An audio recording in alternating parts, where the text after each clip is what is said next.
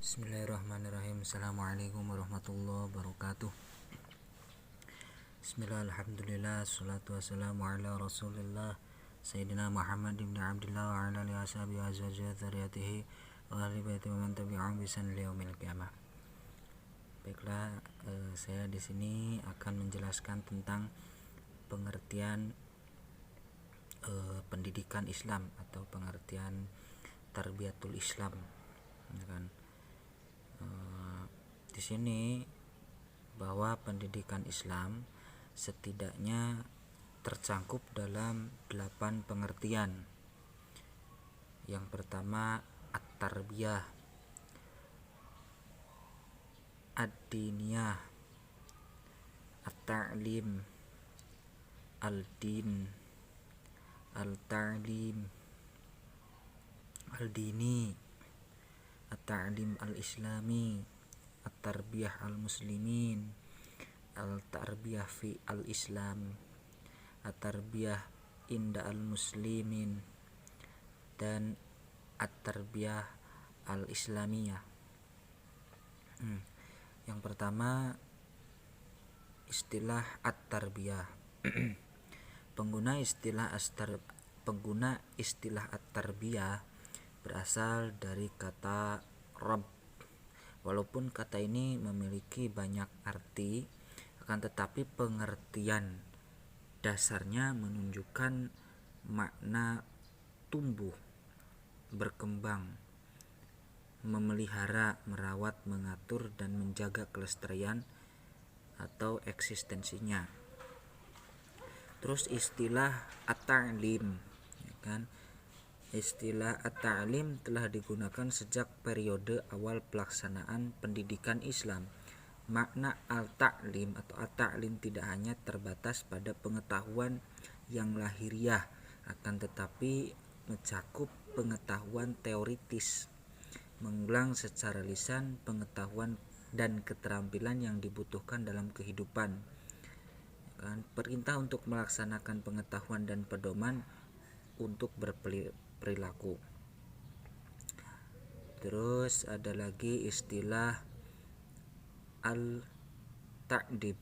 At-ta'dib berarti pengenalan dan pengakuan secara berangsur-angsur yang ditanamkan ke dalam diri manusia atau dalam peserta didik tentang tempat-tempat yang tepat dari segala sesuatu di dalam tatanan penciptaan. Dari berbagai istilah tadi bisa disimpulkan ya, bahwa pendidikan Islam merupakan tindakan sadar yang dilakukan oleh seorang mu'allim atau seorang pendidik untuk mendayagunakan atau mengoptimalkan potensi yang ada pada muta'allim atau peserta didik. Tuh, ya mungkin sekian dari saya. Terima kasih. Bismillahirrahmanirrahim. Mari kita lanjutkan pembahasan yang kedua, yaitu mengenai ruang lingkup pendidikan Islam. Nah, di setiap kajian ilmu pasti kita akan ada pembahasan mengenai ruang lingkup, karena perlu diketahui bersama bahwasanya ruang lingkup ini yang nantinya akan istilahnya menjadi pagar atau pembatas, ya, dimana kita itu dalam mempelajari suatu ilmu ada batasan-batasannya. Jadi apa-apa saja yang nanti bakal kita pelajari tentang ilmu tersebut, bagian-bagiannya seperti itu ya. Nah, karena ini mengenai pendidikan Islam, maka kita akan bahas sedikit mengenai ruang lingkup pendidikan Islam. Jadi nanti di dalam pendidikan Islam itu kita akan belajar apa aja gitu kan.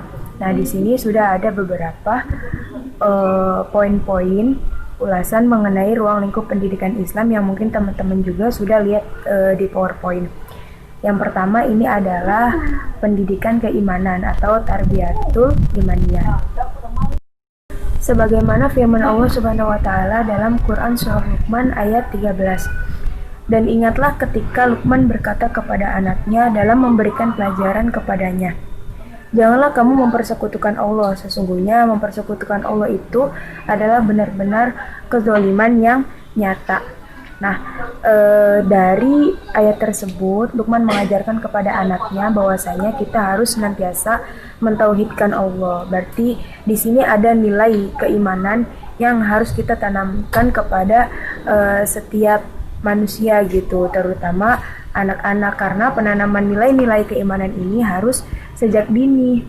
Nah, kita bisa juga melakukan pendekatan kepada seorang anak gitu untuk melakukan penanaman nilai keimanan ini. Jadi sejak dini harus sudah tumbuh rasa cinta kepada Allahnya gitu kan.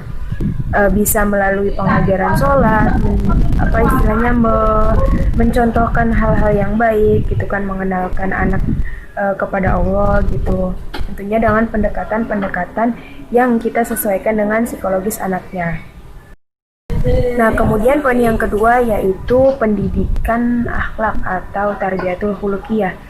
Dalam sebuah hadis Rasulullah telah memerintahkan kita untuk mendidik anak kita supaya baik akhlaknya gitu.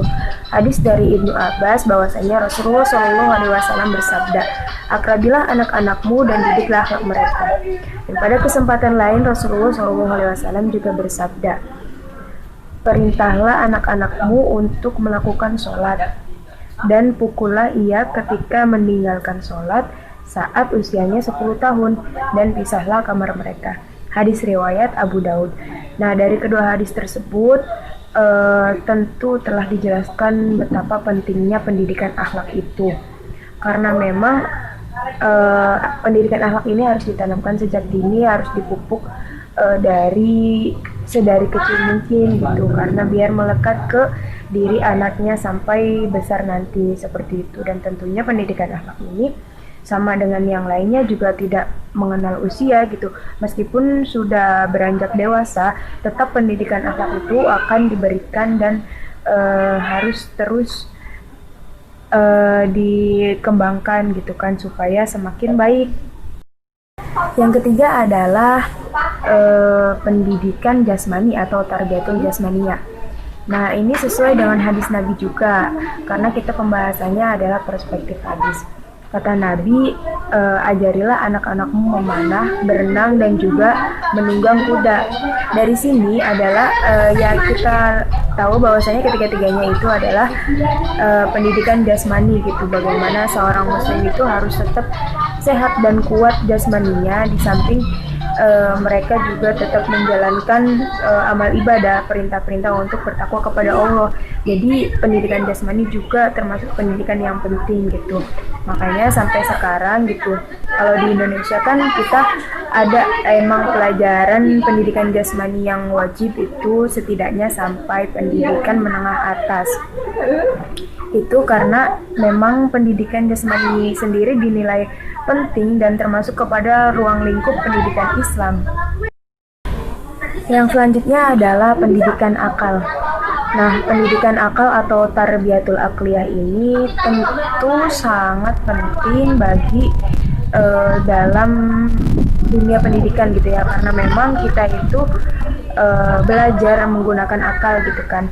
Nah, menurut Hamka bahwasanya pendidikan akal ini membuat manusia merdeka karena dapat menuntun atau ya menunjukkan manusia dari satu ketidakyakinan menuju keyakinan, ke hal yang meyakinkan gitu. Nah, pendidikan akal juga ini akan membuat seseorang mampu untuk menerima hal-hal yang baru dan juga meninggalkan hal yang lama, kecuali memang dia sendiri memutuskan untuk tidak meninggalkannya. Maksudnya jadi manusia bisa menentukan satu pilihan, intinya garis besarnya itu dengan menggunakan akal gitu kan. Makanya ada mata pelajaran filsafat gitu kan, terus mata pelajaran lainnya yang menuntut kita untuk menggunakan akal dan rasio kita. Kemudian yang terakhir adalah pendidikan sosial atau tarbiyatul ijtimaiyah. Nah, pendidikan sosial ini adalah yang menunjang kita dari segala aspek pendidikan gitu. Seperti yang tadi, pendidikan jasmani, pendidikan keimanan, pendidikan akal dan akhlak itu kan nanti ujung-ujungnya akan dibarengi dengan pendidikan sosial, karena pada ujungnya manusia itu kan belajar untuk kemudian diamalkan dalam kehidupannya gitu, dan mereka bergaul dengan orang-orang di sekitarnya. Artinya manusia kan bukan makhluk individual gitu kan, mereka hidup berdampingan dengan yang lain, mereka adalah makhluk sosial. Maka pendidikan sosial ini akan sangat penting untuk menunjang segala macam ilmu yang telah manusia miliki, seperti itu. Bismillahirrahmanirrahim. Perkenalkan, nama saya Rizwanisa Fitri. Di sini saya sebagai pemateri ketiga, dan di sini saya akan mencoba untuk menjelaskan tujuan dan fungsi pendidikan Islam perspektif hadis. Langsung saja, tujuan pendidikan Islam menurut Umar Muhammad atau Mi'ashoibani adalah perubahan yang diinginkan melalui proses pendidikan, baik dalam tingkat individu secara pribadi maupun kepada masyarakat ataupun alam sekitar, maupun proses dari pengajaran dan pendidikan tersebut. Nah, di dalam tujuan pendidikan Islam tersendiri ada 3 tujuan, yaitu di antaranya yang pertama bertakwa kepada Allah Subhanahu wa taala, kemudian yang kedua berilmu dan beriman, kemudian yang ketiga adalah berakhlak mulia. Nah, yang pertama ada bertakwa kepada Allah Subhanahu wa taala. Di sini sesuai dengan hadis Nabi, yaitu riwayat Imam Bukhari yang berbunyi, An Abi Hurairah radhiyallahu anhu, su'ila Rasulullah sallallahu alaihi wasallam, man akramun nasi qala atqahum lillah, yang artinya Abu Hurairah radhiyallahu an meriwayatkan bahwa Rasulullah sallallahu alaihi wasallam ditanya tentang siapa orang yang paling mulia. Beliau menjawab, orang yang paling bertakwa kepada Allah Subhanahu wa taala. Hadis riwayat Imam Bukhari. Nah, kemudian hadis lainnya yaitu riwayat dari Imam Muslim yang berbunyi, An Abi Hurairah qala qila ya Rasulullah man akramun nasi qala atqahum, yang artinya Abu Hurairah meriwayatkan bahwa Rasulullah Shallallahu alaihi wasallam ditanya, ya Rasulullah, siapa manusia yang paling mulia? Beliau menjawab, orang yang paling bertakwa. Hadis riwayat Imam Muslim.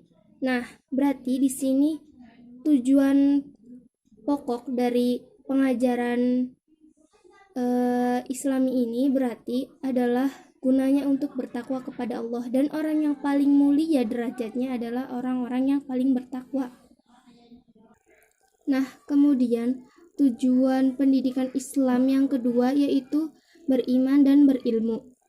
Nah, hadis di sini yang menguatkannya yaitu hadis riwayat dari Imam Muslim dan Imam Ahmad yang berbunyi, An Sufyan bin Abdullah Tsaqafi qala qultu ya Rasulullah kulli fil islami qaulan la as'alu anhu ahadan ba'daka qala qultu amantu billahi fastaqim, yang artinya Sufyan bin Abdullah Ats-Tsaqafi meriwayatkan bahwa ia berkata kepada Rasulullah Shallallahu alaihi wasallam, ya Rasulullah, katakanlah kepada saya sesuatu tentang Islam yang tidak akan saya tanyakan lagi sesudah engkau.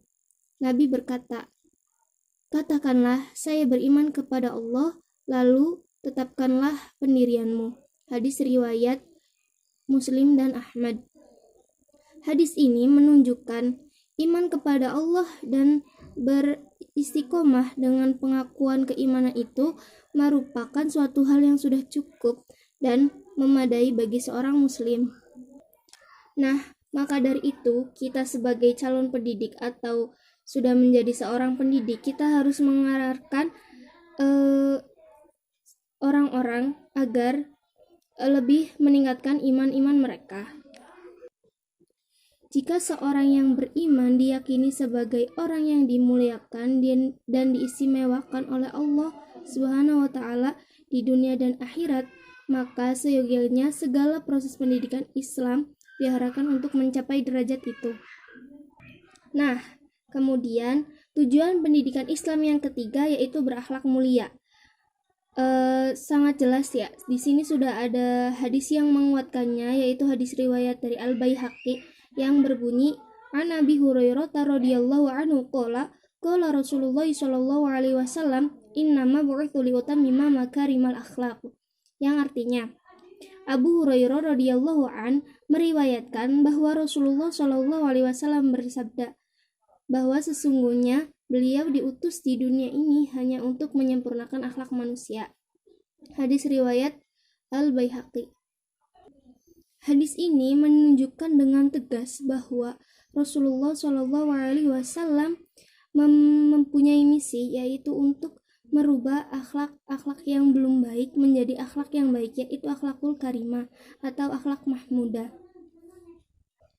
Nah, setelah kita telah membahas tujuan dari pendidikan Islam perspektif hadis sendiri, kemudian kita beralih kepada fungsinya.